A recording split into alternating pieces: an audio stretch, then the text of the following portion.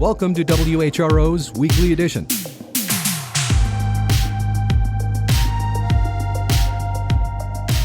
I'm Chuck Dowd in for Doug Boynton. In this week's program, the mobile pier in Gaza didn't work. Why? That's what the military is looking into, according to WHRO's Steve Walsh. The Virginia Department of Education released SOL scores this week. WHRO's Nick McNamara reports most school divisions are seeing an increase in those scores. And WHRO's Katherine Hafner reports how local rap legends Pusha T and Fam-Lay helped upgrade a Norfolk woman's home. And hopefully inspire others who aspire to be in positions that we're in to understand that you never stop reaching back.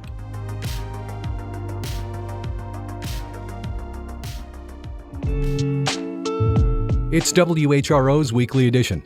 The Virginia Zoo announced a major expansion that includes new buildings and animals. WHRO's Katherine Hafner was there and has the details. The zoo's $16 million capital campaign is the largest in a decade. It covers 5 major projects, including a new exhibit with one-horned rhinos. The zoo will also construct an adventure and exploration campus focused on wildlife education, likely featuring some new creatures. We're hoping to get unique animals like lemurs, fossas, maybe some red pandas will live out there. That's zoo director Greg Bachheim. He says they're also working to boost digital access to the zoo, like live animal camera feeds. Our new project really brings the zoo to the forefront of engaging our visitors in conservation education, meeting animals, learning about them. The zoo still needs to raise about $350,000. Katherine Hafner, WHRO News. The military is looking into the causes behind the failure of the project to bring aid to Gaza using a mobile pier.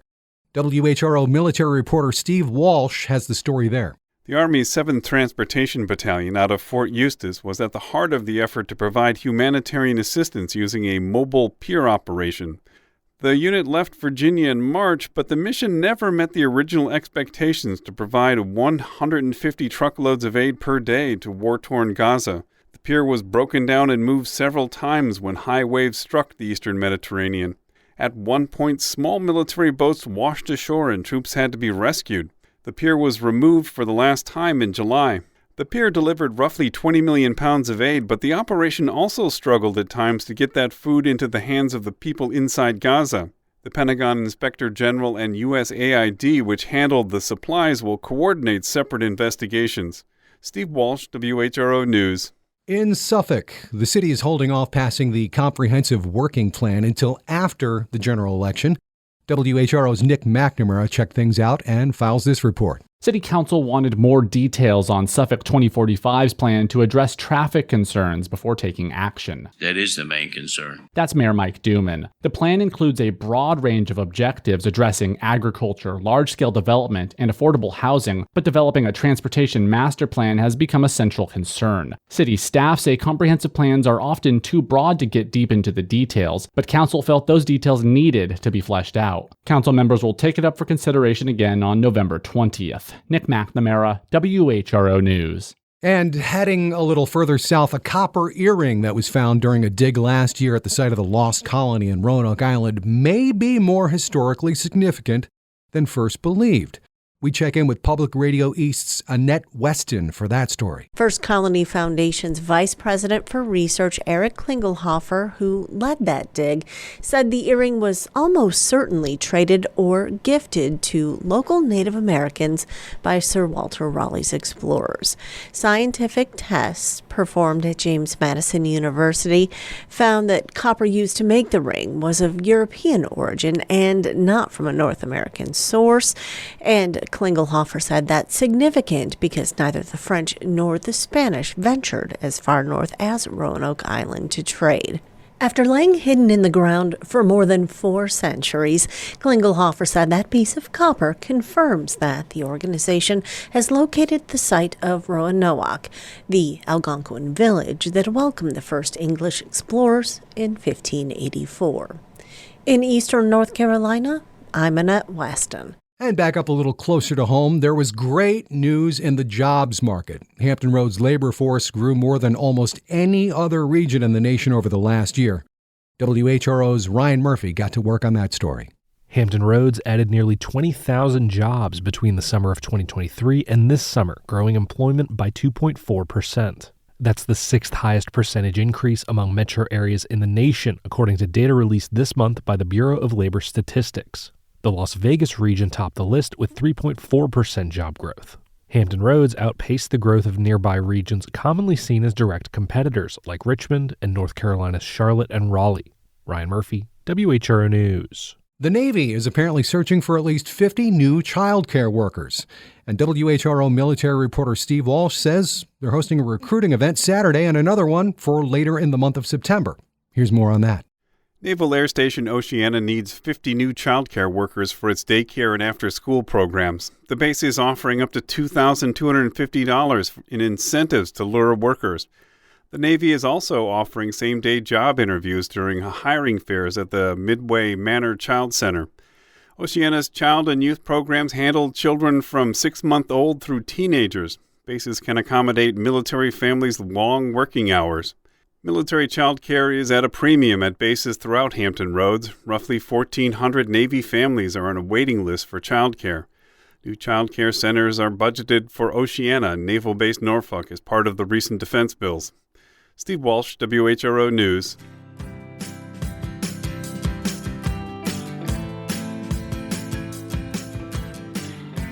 America's trucks are getting bigger and taller over time, and safety advocates say that's also a big reason why road fatalities have also gone up. Well, NPR's Joel Rose tells us what some lawmakers are doing to address pedestrian safety. If you want to understand the impact of bigger cars and trucks, the Insurance Institute for Highway Safety is a good place to start. The system is now charging. For more than 30 years, IIHS has been doing crash tests in Central Virginia. We're in the crash hall of the Vehicle Research Center where all of the magic happens. Becky Miller is a senior research engineer at IIHS. We're in a big white room with bright lights, video cameras, and microphones, and a specially designed driverless cart that crashes into the test car. Test commence, 2, 1, underway. A small crowd of observers gets quiet as the cart accelerates up to 37 miles an hour. And then... and it's over. Oh. Researchers here have done tests like this thousands of times with all kinds of cars and trucks. But a few years ago, they noticed that those vehicles were getting bigger and heavier. So that cart they crash into the side, they decided to make that bigger too. Becky Miller says it's now 1,000 pounds heavier than it used to be when they created it 2 decades ago. It was meant to represent like a small pickup or a mid-size SUV. And those vehicles have gotten heavier and heavier over time. So it's 500 kilograms more weight because that's what the vehicle fleet now reflects. Bigger cars tend to be safer for their occupants. But for people outside the car, it's a very different story. Bigger and taller vehicles are more dangerous for pedestrians, according to an IIHS study of real-world crashes. Safety advocates say that's a big reason why pedestrian fatalities are up more than 75% since reaching their lowest point in 2009. Angie Schmidt wrote a book about the road safety crisis called Right of Way. Pedestrians that are hit by trucks or SUVs are more likely to be killed. The vehicles are bigger, they hit people with a heavier force, but they're also hitting people higher on the body. So a child may be more likely, or a shorter person more likely to be struck in the head. That's more likely to be fatal for them. SUVs and pickup trucks now make up the vast majority of new cars sold in the U.S., and that seems unlikely to change. But some lawmakers hope to make the impact of those vehicles a little smaller. Representative Mary Gay Scanlon is a Democrat who represents the Philadelphia area. She's co-sponsoring a bill called the Pedestrian Protection Act. I certainly like having an SUV, but it does appear that there are things we can do with respect to design that would reduce the blind zones on these larger vehicles. Scanlon's bill would require regulators to set federal standards for hood height and to make visibility for the driver a part of official safety ratings. We've seen these standards over time improve vehicle safety with a focus on the people in the vehicle, but this would sort of expand that to pedestrians, bicyclists, and people outside the vehicle. The responsibility for setting those standards would fall to the National Highway Traffic Safety Administration. Safety advocates say the agency has known for years that bigger SUVs and trucks are more deadly for pedestrians and has not done much about it. But the acting head of the agency, Deputy Administrator Sophie Schulman, disputes that. We are looking at all the tools at our disposal to save lives on our roadways. One of our proposals that we're working on finalizing involves pedestrian protection ratings as well. The agency declined to comment on the pending pedestrian protection bill. So did a trade group for the auto industry. But in a statement, the Alliance for Automotive Innovation says car makers have developed and introduced many crash avoidance technologies without requirements from Congress. Joel Rose, NPR News, Washington. Still ahead on Weekly Edition, microtransit is coming to Virginia Beach's Bayside. So what does that entail? Sienna Morales fills us in. And the big question, is pumpkin spice season starting too early this year? It's a big debate and it continues to go on, but NPR's Juliana Kim reports on the holiday's early commercial start. But first, the Norfolk-based carrier USS George Bush now hosts the world's first drone warfare center. We get more from Barry Graham. The center is designed to control the Stingray refueling drone. Navy Times reports that it's the result of a multi-year effort that included ship maintenance and deployments. It features a fully integrated unmanned carrier aviation mission control system critical for Stingray operations. Early next year, the Navy will conduct at-sea testing of the control station, marking a significant step toward deploying the Stingray, which will refuel fighter jets mid-flight and help extend their time in the air during missions. Barry Graham, WHRO News. Turning our attention to local infrastructure, microtransit is coming to the Bayside area of Virginia Beach. WHRO's Sienna Morales has more on that. Microtransit means responsive transit options riders can book, something between bus routes and taxicabs, a bit like Uber ride pools. A Hampton Roads Transit grant funded 2 zones for the project. The first was the oceanfront, but oceanfront residents and businesses don't want it, according to Councilmember Worth Remick, who represents the district. Ray Amoruso, HRT's Chief Planning and Development Officer, told Council other areas of the city might be better served. There's lots of areas of Virginia Beach that don't have much fixed route service, that have wide areas that might be more beneficial. Council voted to match funds for the project in Bayside and will explore options for the second zone. Sienna Morales, WHRO News. The Virginia Department of Education released new SOL scores this week, and most school divisions in the state saw a slight increase in scores. WHRO's Nick McNamara reports locally that Gloucester County saw the biggest improvement in a subject. Gloucester County's pass rate on the English Writing Standards of Learning test increased by 17 percentage points to 79%, the single largest pass rate increase in Hampton Roads. They aren't the only school division seeing gains. Norfolk and Hampton schools also reported increased English Writing test pass rates. Overall, York County schools reported the highest pass rates for any subject, at 87% in both English reading and writing. The division also saw an 86% pass rate in mathematics. The lowest performing school in the region in any subject was Franklin City Schools, which reported a 34% pass rate in mathematics exams. Outside of Franklin, Newport News reported the next lowest pass rate in any subject, at 47% in history and social sciences. Nick McNamara, WHRO News. And of course, a note of transparency, the school divisions mentioned in this report are members of WHRO, which owns the WHRO broadcast license. A federal geological survey begins next month over Virginia and the Carolinas. This survey will locate rare earth minerals and, as partner station WFAE's Zachary Turner reports, it'll help public health officials monitor deadly toxins. That lollipop on a stick is a passive sensor, according to USGS physicist Angie Shaw. She's overseeing an initiative to map critical mineral resources, including those that help power electric vehicles like cobalt and lithium in the Carolinas and Virginia. She said the data will provide a rough sketch of what lies miles beneath our feet. Industry might say, oh, there's something there. Maybe I'll explore this area in more detail. The plane will fly over the region for a year. Then researchers will analyze that data for another year before making it public. Shaw says there are other applications of the data as well. Going from earthquake hazards, geothermal energy resources, water resources, looking at radon. The sensor can pick up the radioactive signature of radon, which can release a toxic gas. In North Carolina, 450 people die from radon-induced lung cancer every year. It's the leading cause of lung cancer among non-smokers, according to federal regulators.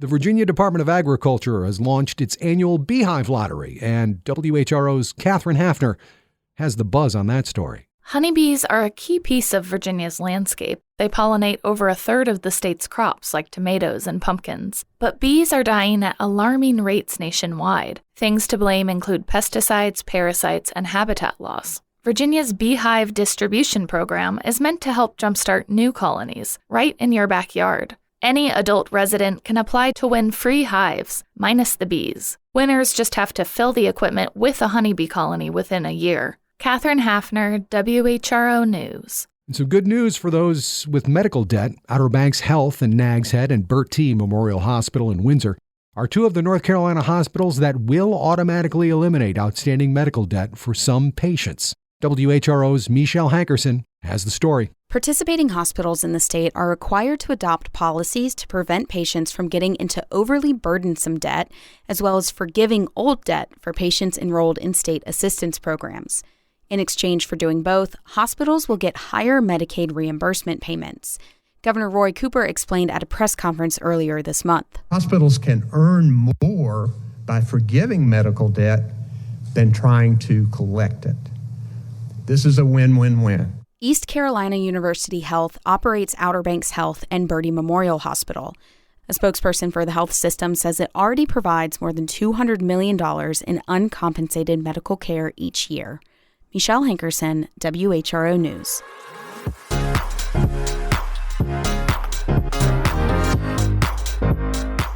This is WHRO's Weekly Edition.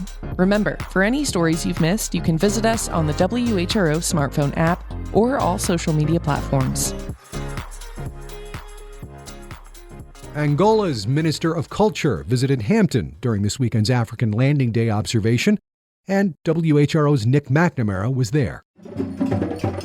The sound of drums served as a heartbeat throughout the commemoration at Fort Monroe. This year's event came as Hampton's set to strike a sister city agreement with Angola's Malanje province. Angola Minister of Culture Felipe Silvino de Pinazao was in attendance, speaking via a translator on the destructive impact of colonialism and new possibilities and partnerships ahead. Our new getting together that are based on our shared history will constitute the embryo of a fruitful future cooperation between our peoples and countries. African Landing Day in Hampton acknowledges and memorializes the first African people taken from their homes in Angola and shipped to Old Point Comfort at what's now Fort Monroe. Nick McNamara, WHRO News. And it seems the letters AI are everywhere you turn these days. And to that point, doctors spend an average of 2 hours a day documenting their exams and consultations with patients. Many use laptops to take notes, looking at the screen and not the people in their care. Well, WVTF's Sandy Hausman reports artificial intelligence may change that. Alyssa, it's good to see you today. How are you doing? I'm doing well. How are you doing? I'm well, thank you. Joshua Greenhow has been practicing medicine for 25 years, and he remembers when he and other doctors began making notes about patients on a laptop. You're looking at a computer screen, typing, not necessarily listening to the patient in the same way with the direct eye contact, and so I think the patients feel more isolated and not heard. And Dr. Joe Evans, Chief Health Information Officer at Sentara, adds that physicians may have missed certain details because they weren't looking at their patients. They would maybe be saying something, but their eyes or their body would be telling us something different. Now, however, Greenhow and other medical professionals at Sentara Health, the University of Virginia, and other medical centers in the Commonwealth press an app on their cell phones and, with permission from patients, begin recording. Minutes later, thanks to software developed by a division of Microsoft, they get a transcript of what was said. Greenhow figures this use of AI saves him an hour a day and improves doctor-patient relations and overall medical care. I'm Sandy Hausman. Local rappers Pusha T and Fam-Lay joined Dominion Energy this week to help upgrade a Norfolk woman's home. WHRO's Katherine Hafner has that story. Gwendolyn Bailey has lived in her home for 40 years, and the energy bill always fluctuated. But recently, my bill just kept going up and up and up and up and up, and I'm like, what in the world? Her old HVAC unit was very inefficient, so she called Dominion Energy's free assistance program. The utility is now replacing Bailey's system and putting in rooftop solar panels. Dominion partnered with the Cousins Music Festival in Norfolk. Founder Pusha T says they want next weekend's festival to have an impact on the surrounding community. And hopefully inspire others who aspire to be in positions that we're in to understand that you never stop reaching back. Bailey says she now feels like the queen of the neighborhood. Katherine Hafner, WHRO News.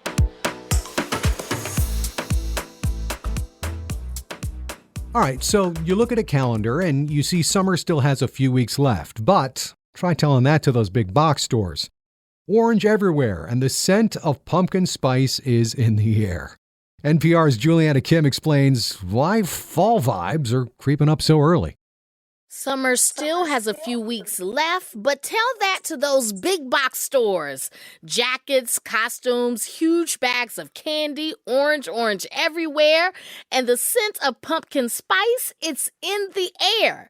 NPR's Juliana Kim explains why fall vibes are creeping up so early.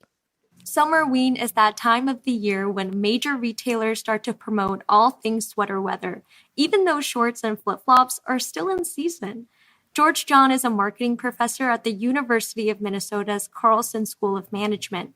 He says it's been a trend for a while now. So this is the trend of moving up Christmas and Thanksgiving and Halloween, the three big sort of seasons that run into each other earlier and earlier and earlier over the last 20, 25 years. But this year, fall and Halloween-related goods seem to be popping up sooner than ever.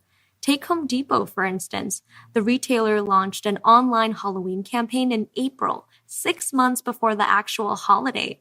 Just a few weeks later in June, Lowe's, Party City, and Michael's all released spooky seasonal items online, earlier than in previous years. Most recently, on Thursday, Starbucks began serving its iconic pumpkin spice latte. That's August 22nd, the coffee chain's earliest rollout yet.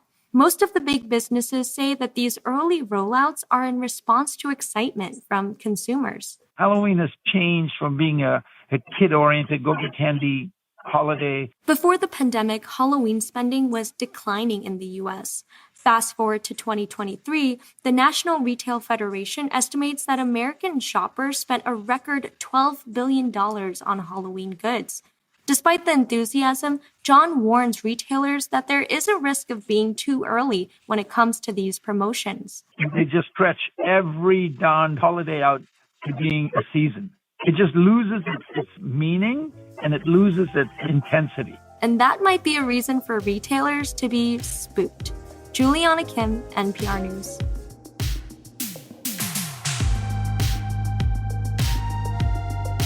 You've been listening to WHRO's Weekly Edition. We had help today from Steve Walsh, Sienna Morales, Katherine Hafner, Nick McNamara, Michelle Hankerson, Ryan Murphy, and Barry Graham. WFAE's Zachary Turner, WVTF's Sandy Hausman, Annette Weston with Public Radio East, and NPR's Joel Rose and Juliana Kim. Also special thanks to Connor Worley, who produced today's show and put everything together. A reminder, you can always catch full episodes of Weekly Edition on the Weekly Edition podcast feed, wherever you get those podcasts. For all your news updates, you can visit WHRO.org and the WHRO Reports podcast feed. And from all of us at WHRO and WHRV, I'm Chuck Dowd in for Doug Boynton.